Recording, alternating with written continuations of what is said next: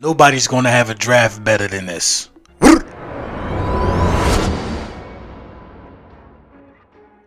Yes, sir. Yes, sir. Yes, sir. Yeah. Lloyd Brunson back at you with the back at you, and I am the best reporting on the Eagles. So, it's a lot of mock drafts going on right now. You know what I mean? And the people want to know what's going to happen on draft day. But I got a plan. I'm telling you, I'm claiming this. This is the best draft you're going to see, the best mock draft for the Philadelphia Eagles that you're going to see. But before we get into the meat and potatoes, I gotta let you know that this video was brought to you by Manscaped.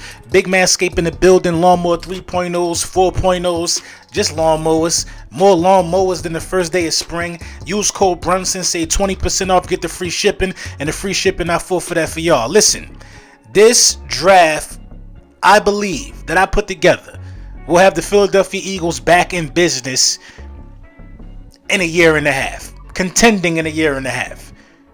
You probably could win the division with this draft, I think you can get a lot of stuff done. But let's jump right into it. First, with the 15th pick, Devin Lloyd was there staring me in the face.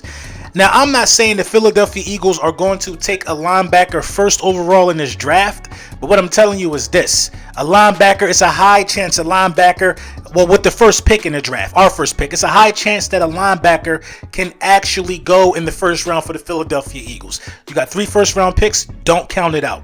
Devin Lloyd was right there. I took Devin Lloyd with the 15th pick in this draft. Then 16. I love that we have 15 and 16 because it don't matter who you take 15th or 16th. You got an opportunity to get 2 great guys off the back to back. Trent McDuffie was there. I think you need a cornerback because Zach McPherson hasn't shown any flashes. That's the bottom line. I'm going to keep it 100. Maddox is holding down the slot. Nelson is doing this thing on the outside. Imagine if you had another rotational guy that could be just as good and get some of them snaps. I think this guy, Trent McDuffie, could be a day one starter. That way you can have him on a rookie deal instead of, bringing back Nelson. But if you don't go cornerback and get a difference maker, I'm welcoming Nelson back. You know what I mean? I think you need more depth at the cornerback position, and this is depth. This is a day one guy who could learn from Slay while Slay is still, playing out his last 4 to 5 productive years, which I think he has. Then it came to the 19th pick, and I had some trades available. People wanted to pick. Now, we all know that I have been really, really high on trading this pick and getting another first-round pick for next year for a better quarterback class in case, Jalen Hurts didn't pan out. Because Jalen Hurts should be starting this year. That's the bottom line. In case you can do something crazy. But Jalen Hurts should be starting this year. And I understand that. And if the jury is still out, which it still is in a lot of people's eyes, just trade one of the picks. And this is what I did. I went to, the Houston Texans. They wanted to move up to 19. You know what I mean? And they moved up to 19 and they took a second round pick. What does that say? For 2023. Meanwhile, we moved back to 35 and we took a first round pick, for 2023. Now that means we have 35 and 51 after that, if I'm correct. So we go down to the 35th pick, our 4th pick, our trade pick. I took Jermaine Johnson, defensive end, Florida State. We need a defensive end. It speaks for itself why I'm taking a defensive end of this caliber. Day one starter, probably could fill in for Derek Barnett immediately. Brandon Graham is coming back, so I expect the starters to be Brandon Graham and Josh Sweat. This will be a great rotational young guy to mold and groom. And just a great guy. Brandon Graham's going off an injury. This just makes sense. So then I get to the 51st pick. Skye Moore, wide receiver, Western Michigan. Dude is fast. He plays bigger than his size. I like Skye Moore from Western Michigan. Do I have to say why I went with a wide receiver with the 51st pick?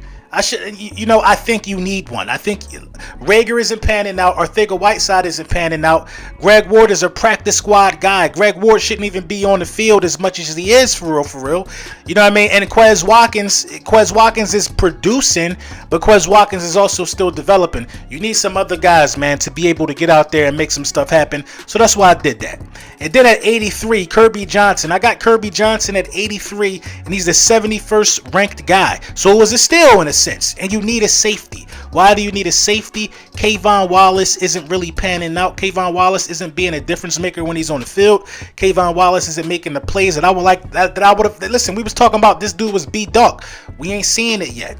That's the bottom line. So that's why I would go right there and get a guy like Kirby Joseph out of Illinois with the 83rd pick. I'm sorry. Then we don't pick all the way to 121. And my guy, who I just did a video on, was right there, JoJo Damon.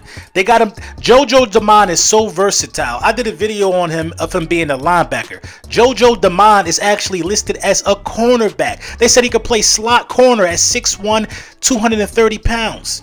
That is a guy that you need on your defense. If JoJo Damon is there at this point in the draft, the Philadelphia Eagles got to go pick this guy up. This guy could play linebacker, slot corner, and this guy could play safety. A total Swiss Army knife. It's up to the coaches to put him in the best situation to succeed. Period. I personally will put JoJo Damon at linebacker simply because if you can play linebacker and cornerback and safety, then you got coverage skills.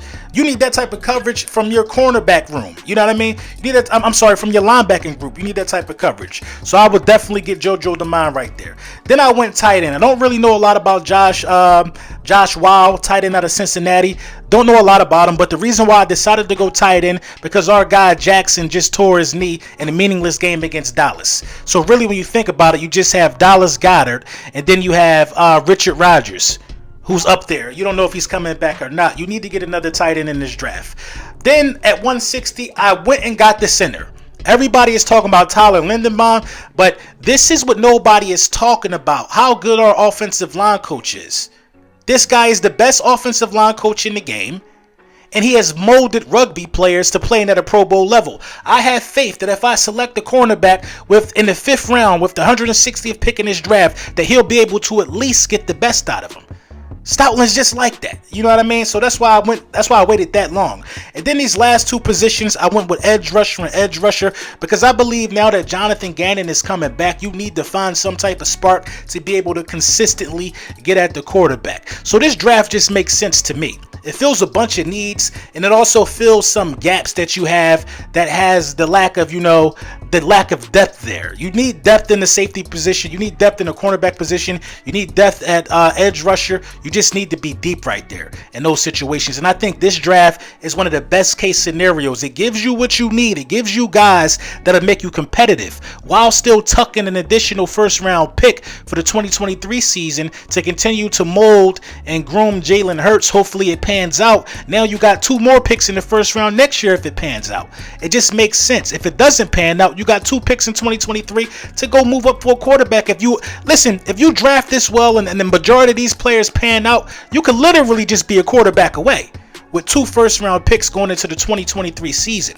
That's my logic behind a draft like this, and trading that 19th pick off, I think it makes perfect sense. You'll also be able to bolster some areas within your depth chart simply because you have some money to spend in the free agency realm as well. So I like it. Let me know what y'all think in the comments.